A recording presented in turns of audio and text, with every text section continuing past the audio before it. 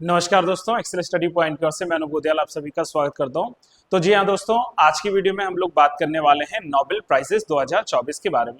जी हाँ, जैसे कि आप लोग इमेज में देख सकते हैं, यहाँ पर जो है इमेज है अल्फ्रेड नोबेल का, और इन्हीं के नाम से जो है विश्व का जो सुप्रख्यात नोबेल प्राइजेस को वितरित किया जाता है। और इन्होंने ही पहली बार डायनामाइट जो है उसकी खोज की थी, और तब से लेकर अगर हम लोग बात करें तो अलग अलग कैटेगरीज में, अलग अलग श्रेणियों में जो है नोबेल प्राइजेस दिए जाते हैं।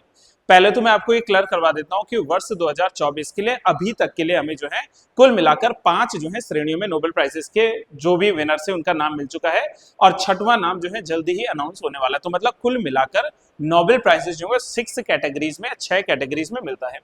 सर्वप्रथम यदि हम लोग इस न्यूज के बारे में बात करें तो इसमें पहला आता है, दैट इज कि ये जो पुरस्कार है इसकी शुरुआत वर्ष 1895 में फर्स्ट टाइम हुई थी, 1895 में। जैसा मैंने बताया, स्वीडन के एक वैज्ञानिक थे, ठीक है, जिन्होंने योगदान दिया था डायनामाइट के खोज में, और इन्हीं के नाम से यानी कि अल्फ्रेड नोबेल के नाम से विश्व भर में ये जो है दिया जाता है।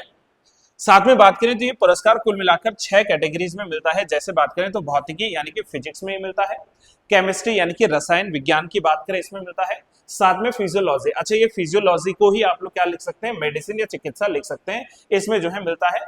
चौथा ये जो है लिटरेचर या साहित्य के क्षेत्र में मिलता है। पांचवा ये जो है अर्थशास्त्र के क्षेत्र में मिलता है, और अंत में जो है ये शांति के लिए नोबेल पीस प्राइज जो होता है इसके लिए प्रदान किया जाता है। नोबेल पुरस्कार की बात करें तो ये जो है हम लोग जान सकते हैं कि प्रत्येक जो है वर्ष जो है 10 दिसंबर को जो है स्टॉकहोम यानी कि स्वीडन में ही अल्फ्रेड नोबेल की जो पुण्यतिथि है 10 दिसंबर की, उसको होता है। और इसका अनाउंसमेंट हर साल जो है अक्टूबर मंथ में होता है। जैसे मैं इस बार बात करूं तो 5 नामों की ऑलरेडी घोषणा हो चुकी है, 6वें नाम की बात अब 10 दिसंबर को ये जो अवार्ड है इसको वितरित कर दिया जाएगा। अवार्ड देता कौन है, तो स्वीडिश एकेडमी जो है वो साहित्य के लिए पुरस्कार देती है। अगर हमसे लिटरेचर के लिए पूछे कि कौन देता है तो दैट इज स्वीडिश एकेडमी। साथ में बात करें कि जो कारोलिंगसा है, कारोलिंगसा इंस्टीट्यूट जो है ये किसमें, मेडिसिन में, ये जो है फिजियोलॉजी में ये पुरस्कार देती है। Royal Swedish academy of sciences इसके द्वारा जो है भौतिकी में, रसायन विज्ञान में और अर्थशास्त्र जो है इसमें पुरस्कार दिया जाता है। मतलब ये जो 6 कैटेगरीज हैं, 6 कैटेगरीज की अगर हम लोग बात करें तो अलग अलग कैटेगरीज में अलग अलग जो है के द्वारा ही दिया जाता है। और अंत में अगर शांति पुरस्कार की बात करें तो ये ओस्लो स्थित, ओस्लो इज अ प्लेस, जो नॉर्वेजियन नोबेल समिति है इसके द्वारा तय किया जाता है। तो कुल मिलाकर देखो, साहित्य के क्षेत्र में स्वीडिश अकेडमी दे रहा है। यहीं पर बात करें अगर हम लोग तो जो है मेडिसिन के फील्ड में या फिजियोलॉजी के फील्ड में जो है इसको जो कारोलिंस्का इंस्टीट्यूट है उसके द्वारा दिया जा रहा है। और बाकी रसायन विज्ञान, भौतिकी और अर्थशास्त्र के लिए जो royal Swedish academy of sciences है इसके द्वारा दिया गया। और लास्ट में बात करें तो शांति में जो है जो नॉर्वेजियन नोबेल समिति है इसके द्वारा इस पुरस्कार को प्रदान किया जाता है, इंपॉर्टेंट हो जाता है। अब आ जाते हैं हम लोग कि वर्ष 2024 के लिए किन किन को जो है पुरस्कार से सम्मानित किया गया है। तो सबसे पहले देखो, आप लोग इनका इमेजेस भी देख लीजिए और साथ में इनके नाम को याद जरूर करना दोस्तों। तो इस बार जो मुख्य रूप से 2 वैज्ञानिक हैं, इनको भौतिकी के लिए यानी कि फिजिक्स के लिए जो है नोबेल प्राइजेस मिले हैं। और इनमें जो पहला नाम आता है वो आता है जॉन हॉपफील्ड का। ये जो है इमेज में यहाँ पर जॉन हॉपफील्ड है जिन्हें पुरस्कार मिला है भौतिकी के लिए, फिजिक्स के लिए। और दूसरा नाम आता है जेफरी हिंटन का। ये इमेज में आप लोग देख सकते हैं जेफरी हिंटन है। दोनों को जो है सेम एक ही जो है चीज पर काम करने के लिए, एक ही खोज करने के लिए जो है पुरस्कार दिया गया है, and that is for the foundational discoveries and innovations that enable machines learning with the artificial neural network. आप लोगों ने आर्टिफिशियल इंटेलिजेंस का नाम सुना है, ठीक है, और यहां पर क्या आती है, यहाँ पर एक जो है लर्निंग मशीन करके जो है एक टर्म आता है। आप लोग ने जैसे, चलो अगर मैं एआई की बात करूं तो आप लोग ने चैट जीपीटी का नाम सुना है, राइट। आप चैट जीपीटी पर कुछ भी टाइप कीजिए, उससे इन्फॉर्मेशन आप तक आ जाएगी। आप उस पर वॉइस नोट्स के थ्रू जो है कुछ भी बताइए, उसकी इन्फॉर्मेशन आप पे आ जाएगी। तो मतलब इंटेलिजेंस जो हमारे पास में, आर्टिफिशियल इंटेलिजेंस, कृत्रिम बुद्धिमत्ता, इसके क्षेत्र में जो है ये उपलब्धि इनको मिली है। कृत्रिम तंत्रिका नेटवर्क के साथ मशीन लर्निंग को सक्षम करने की वाली जो आधारभूत खोज है और जो आविष्कार है, इनके लिए इन दोनों वैज्ञानिकों को जो है ये पुरस्कार दिया गया है।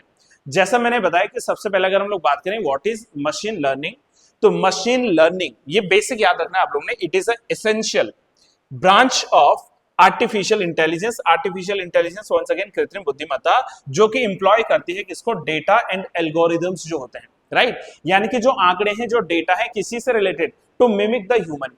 मिमिक मतलब जैसे भाई अगर मैं जो है कोई चीज को सर्च कर रहा हूं, जैसे मान अगर मुझे किसी चीज की जानकारी चाहिए तो मैं किसी व्यक्ति से पूछ सकता हूं, राइट। और आज के टाइम में हम क्या कर सकते हैं, आर्टिफिशियल इंटेलिजेंस से कोई भी चीज पूछ सकते हैं। अगर हम लोग डेटास की बात करें या हम लोग जो है इसमें किसी भी तरीके से बात करें, फॉर एन एग्जांपल जैसे मैंने कहा चैट जीपीटी है, ये जो है अलाउ करता है आपको ह्यूमन लाइक एक्टिविटीज के लिए, कन्वर्सेशंस के लिए, जैसे चैट टूल होता है, चैट बॉट होता है, तो उसमें जो है आप लोग ऐसा काम कर सकते हैं। इसीलिए जो है मशीन लर्निंग के फील्ड में जो है ये दिया गया है और ये काफी जो है योगदान जो है आगे चलकर भविष्य में और ज्यादा उन्नत होने वाला है। इसके लिए इन दोनों वैज्ञानिकों को ये यहाँ पर प्रदान किया गया है।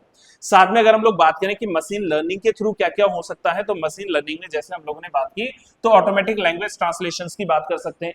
भाई मैं किसी प्लेस पर जा रहा हूं, मान लीजिए कल को मैं चाइना गया, मुझे चाइनीज समझ में नहीं आती है, तो मैं क्या कर सकता हूं, मशीन लर्निंग के थ्रू क्या कर सकता हूं, वहां की लैंग्वेज को समझ सकता हूं एंड इवन उन तक डिलीवर भी कर सकता हूं, राइट। इसके अलावा जो है मेडिकल डायग्नोसिस की बात करें, स्टॉक मार्केट ट्रेडिंग की बात करें, ऑनलाइन फ्रॉड डिटेक्शन में ये काम आ सकता है, ठीक है। वर्चुअल पर्सनल असिस्टेंट में काम आता है, सेल्फ ड्राइविंग कार्स में जो है ये काम आ सकता है, ठीक है, ऑटोमेटिकली कारवार चलती है। ट्रैफिक प्रेडिक्शंस की बात करता है, स्पीच रिकॉग्निशन में आता है, इमेज रिकॉग्निशन की बात करता है। तो ये सारा काम पॉसिबल है किसके थ्रू, एआई के थ्रू, यानी कि आर्टिफिशियल इंटेलिजेंस जो है इसके थ्रू ये सब संभव है। और इन्हीं खोज के लिए जो है once again my dear friends दो लोगों को जो है इस बार सम्मानित किया गया है, जिसमें आता है जॉन हॉपफील्ड और जेफरी हिंटन का नाम। दूसरा आती है इसमें कैटेगरी जिसमें हम लोग जानते हैं दैट इज रसायन विज्ञान, यानी कि केमिस्ट्री के फील्ड में। केमिस्ट्री के फील्ड में बात करें तो तीन जो है वैज्ञानिकों को ये मिला है। सबसे पहला नाम आता है डेविड बेकर। मुख्य रूप से 50% जो शोध किया है वो किसने किया है, बेकर ने किया है। अभी इसमें हम लोग बात करें, फिर जो इसमें आता है जॉन जंपर का नाम और साथ में इसमें आते हैं डेमिस जो हसाबिस हैं। इन तीन लोगों को जो है केमिस्ट्री के लिए इस बार का सम्मान मिला है, नोबेल पुरस्कार। वंस अगेन गाइस एक बार देख लीजिए, डेविड बेकर है, हेमिस हसाबिस है और साथ में जो है जॉन जंपर है। इन लोगों ने क्या किया है, इनमें देखो मुख्य रूप से अगर हम लोग बात करें डेविड बेकर की, तो इन्होंने रिसर्च किया है for the computational protein design. Computational protein design के लिए जो है डेविड बेकर को, और बाकी अगर हम लोग बात करें तो for the protein structure prediction जो है, प्रोटीन स्ट्रक्चर प्रेडिक्शंस के लिए दोनों वैज्ञानिकों को जो है हेमिस हसाबिस को और साथ में जो है जंपर को जो है ये सम्मान मिलेगा, ये नोबेल प्राइज मिलेगा क्योंकि इनकी ये खोज रही है। अब सबसे पहला सवाल देखो भाई, प्रोटीन क्या है, व्हाट इज प्रोटीन, आप लोगों ने सुना भी होगा, राइट। अगर ह्यूमन ग्रोथ की बात करूं मैं, ह्यूमन डेवलपमेंट की बात करूं, मानव के विकास से वृद्धि की बात करूं मैं, तो उसके लिए प्रोटीन्स का होना जरूरी है। भाई क्यों कहते हैं आपके घरों में कि ऐसे पौष्टिक आहार लीजिए, ऐसे जो है प्रोटीन्स लीजिए आप लोग, जिससे आपकी हेल्थ बनी रहे, जिससे आपकी ग्रोथ अच्छी हो, आपका डेवलपमेंट अच्छा हो, राइट। प्रोटीन्स का रोल होता है। और प्रोटीन जो है किससे बने होते हैं, एमिनो एसिड से बने थे। एक बार आप लोग देख लीजिएगा, प्रोटीन जिन्हें अक्सर हम लोग जीवन की आधारशिला भी कहते हैं, it is like the foundation of life, आधारशिला है, राइट। शरीर में सबसे प्रचुर मात्रा में पाए जाने वाले कुछ मॉलिक्यूल्स या अणु होते हैं जो कोशिकाओं के, यानी कि जो हमारी सेल्स हैं, जो हमारी कोशिकाएं हैं, इनके शुष्क भार का लगभग कितना परसेंट, लगभग 60% जो है बनाती हैं। प्रोटीन सभी जीवित जीवों की कोशिकाओं का अधिकांश हिस्सा होता है, राइट। हिस्सा बनाने में जो है योगदान होता है और शरीर के अधिकांश जो जितने भी स्ट्रक्चरल संरचनात्मक, जितने भी विनियामक यानी कि रेगुलेटरीज की हम लोग बात कर सकते हैं, एंजाइम्स घटक होते हैं, इनका क्या करते हैं, निर्माण करती हैं। उसमें जो है जैसे मैंने कहा व्यक्ति के जो है वृद्धि के लिए, विकास के लिए अनिवार्य होते हैं क्या हमारे पास में, that is the proteins। Proteins में भी primary structure, secondary structure, tertiary structure and quaternary structures आते हैं, चतुर्थक स्ट्रक्चर्स के रूप में आते हैं। लेकिन अभी हम लोग इतना डिटेल नहीं जाएंगे, उसको हम लोग जो है कभी साइंस वाला जब पार्ट आएंगे तो उसमें जो है जरूर डिस्कशन में लाएंगे। नेक्स्ट जो इंपॉर्टेंट आते देखो, प्रोटीन्स का निर्माण कैसे हुआ है, एमिनो एसिड से हुआ है। प्रोटीन अपने आप में क्या है, पॉलीमर से, बहुलक है, राइट। और प्रोटीन जो बहुलक है, इनका निर्माण कैसे हुआ है, एमिनो एसिड्स के आपस में जुड़ने से हुआ है, राइट। और प्रोटीन की संरचनाओं की बात करें तो मुख्य रूप से जो एमिनो एसिड की है, इनकी एक लंबी चेन, एक श्रृंखला बनती है। और अगर हम लोग बात करें तो इस श्रृंखला की अगर हम लोग बात करें तो इसमें मुख्य रूप से क्या होता है, एमिनो एसिड अणु में जो है एक तो एमिनो होता है। एमिनो को कैसे डिफाइन करोगे आप लोग, तो इसको डिफाइन करते हैं हम लोग NH2 से, ठीक है। इसमें क्या है, NH2 है।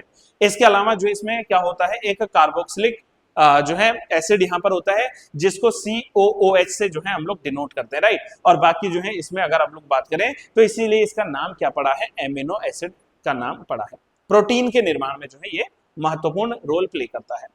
अगले अगर कैटेगरी की बात करें तो ये आती है फिजियोलॉजी में। फिजियोलॉजी जिसको समझना है आसानी से गाइस, तो वो आप लोग क्या याद रखोगे, मेडिसिन याद रखोगे। इस फील्ड में जो है मिला है और इसमें दो वैज्ञानिकों का नाम आता है। सबसे पहले बात करें तो गैरी जो है रुफकुन, इनका नाम आता है, और दूसरा नाम आता है इसमें विक्टर एम्ब्रोस। इन दो लोगों को जो है किसमें मिला है, that is in the field of medicine. और इस वर्ष 2024 में जिस आविष्कार के साथ जिस पुरस्कार से जो है शुरुआत भी हुई मेडिसिन के फील्ड में था, नोबेल पुरस्कार। तो आप लोगों को ये भी याद रखना है। दोनों का योगदान किसमें है जी? ये है माइक्रो जो आरएनए होता है, एमआरएनए। आरएनए के आप लोगों ने जो है मुख्य रूप से 3 फॉर्म पढ़े होंगे, टीआरएनए पढ़ा होगा, ट्रांसफर आरएनए, एमआरएनए यानी कि मैसेंजर आरएनए पढ़ा होगा, और थर्ड कौन सी कैटेगरी आप लोगों ने कमेंट बॉक्स में मुझे जरूर बताना है, राइट। तो माइक्रो जो आरएनए, इसकी खोज और जीन विनिमय जो होता है, जीन आप लोग समझते हैं। अच्छा एक चीज बताइएगा, जैसे कई बार आप लोग सुनते हैं कि अरे आप तो बिल्कुल अपने माता की तरह दिखते हैं, अरे आप तो बिल्कुल अपने पिता की भांति नजर आते हैं। अच्छा आपका कद ऊंचा है कैसा? जैसे कि आपके फादर का है। आप जो है थोड़ा कद में छोटे रह गए जैसे कि आपके फादर का या मदर का है, ठीक है। आपका रंग गोरा है, आपका रंग काला है, आप सांवले हो, आपके बाल घुंघराले हैं, आपके बाल सीधे हैं, ये सब क्या है? जीन। जीन जो हमारे पेरेंट्स से हमें ट्रांसफर हुआ है, तो उन्होंने तो हमें क्या किया है, हमें एक तरीके से आइडेंटिफाई करवाए हैं एज हमारे पेरेंट्स में। मतलब जो भी हमारे पास में क्या होती है, आनुवंशिक जो गुण धन लक्षण जो होते हैं, वो सब किस पे डिपेंड करते हैं? जीन पे डिपेंड करते हैं। और जीन क्या होता है? जीन मुख्य रूप से डीएनए और आरएनए के रूप में हो सकता है ना। अब डीएनए का फुल फॉर्म क्या है, आरएनए का फुल फॉर्म क्या है, जरूर आप लोग को जो है कमेंट बॉक्स में बताना है, ठीक है। आप लोगों ने सुना जरूर होगा बचपन से। एमआरएनए की बात करें तो ये छोटे गैर कोडिंग आरएनए होते हैं, नॉन कोडिंग आरएनए के रूप में इनको जानते हैं। इसका एक जो है वर्ग है जिसकी लंबाई लगभग अगर मैं आमतौर पर बताऊं तो 20 से लेकर 22 न्यूक्लियोटाइड के बीच में होती है। और ये जीन विनिमय वंस अगेन जीन एक्सचेंज में जो है महत्वपूर्ण भूमिका निभाते हैं, फ्रॉम पेरेंट टू सन, ठीक है। ये जो है यहाँ पर क्या करते हैं, भूमिका निभाते हैं। प्रोसीजर देखो, डीएनए आरएनए, ठीक है, उससे एमआरएनए से जो आगे चलकर प्रोटीन्स का भी जो है कहीं ना कहीं निर्माण होगा। जीन विनिमय से तात्पर्य उस प्रक्रिया से है जिसके द्वारा एक कोशिका अपने जीन, कोई भी कोशिका है वो अपने जीन की अभिव्यक्ति को नियंत्रित करती है तथा यह निर्धारित करती है कि कब कितना तथा कौन से जीन चालू करने हैं या बंद करने हैं। ये जीन को मतलब रेगुलेट करता है, कंट्रोल करने का काम करता है एमआरएनए, इसलिए इसको मैसेंजर आरएनए के नाम से जानते हैं, ठीक है। तो ये हमारे पास में डीएनए है, फिर एमआरएनए बनता है, फिर उसी से प्रोटीन बनता है और उसी से जो है सेल टाइप्स बनती हैं। ये कंप्लीट एक स्ट्रक्चर आता है किसमें, जीन कोडिंग में, और इसीलिए जो है इस बार का पुरस्कार मिला है। नेक्स्ट आगे बढ़ते हैं हम लोग, साहित्य के क्षेत्र में जो नोबेल प्राइज मिला है, और ये पहली बार ऐसा हुआ है जहां दक्षिण कोरिया की किसी महिला को, इससे पहले भी दक्षिण कोरिया में जो है नोबेल प्राइज गया था 2001 में, लेकिन वहां पर महिला की बात करें उस समय राष्ट्रपति जी को मिला था। यहां अगर हम लोग महिला की बात करें तो ये पहली महिला बनी है साहित्य के क्षेत्र में, हान कांग, ठीक है। इनका नाम क्या है, हान कांग है। और ये न सिर्फ दक्षिण कोरिया की बल्कि एशिया की भी पहली जो है क्या बनी है, मतलब जो हम लोग कहाँ चल रहे हैं, ईस्ट एशिया की तरफ चल रहे हैं, वहां की पहली महिला बनी है, ठीक है। इनकी जो है गहन काव्यात्मक गद्य के लिए जो ऐतिहासिक आघातों का सामना करती हैं और मानव जीवन की जो है नाजुकता को उजागर करती है, उसके लिए मिला है। हान कांग को क्यों मिला है? For her intense poetic prose that confronts historical traumas and exposes the fragility of the human life. इसके लिए जो है इनको ये सम्मान मिला है। आप एक बार हान कांग जो है इनका इमेज भी देख सकते हैं यहाँ पर। और अंत में यदि मैं बात करूं गाइस, तो वो मिला है नोबेल शांति पुरस्कार। और नोबेल शांति पुरस्कार एक ऐसे संगठन को मिला है जिसका ये मानना है कि भाई जो परमाणु हथियार है, जो न्यूक्लियर बॉम्ब्स है, उनको जो है रोक लिया जाए, उनको बनना या उनका सप्लाई या उनका जो यूज हो रहा है उसको रोका जाए। और देखो ये वही कर सकता है जिस पर बीती हो। जापान आप लोग जानते हैं, हिरोशिमा की घटना, ठीक है, आप लोगों ने जो है सभी लोगों ने सुना है, यस एंड नो।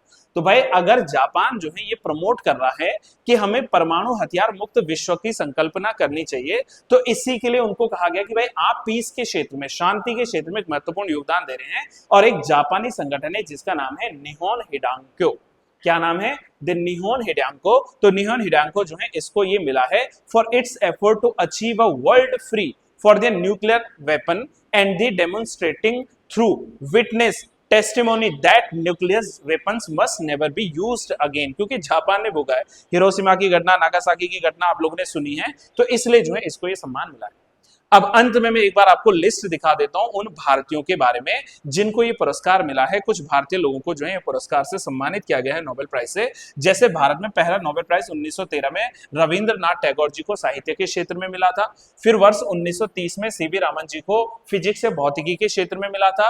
1968 में हरगोविंद खुराना जी को मेडिसिन या चिकित्सा के क्षेत्र में मिला था।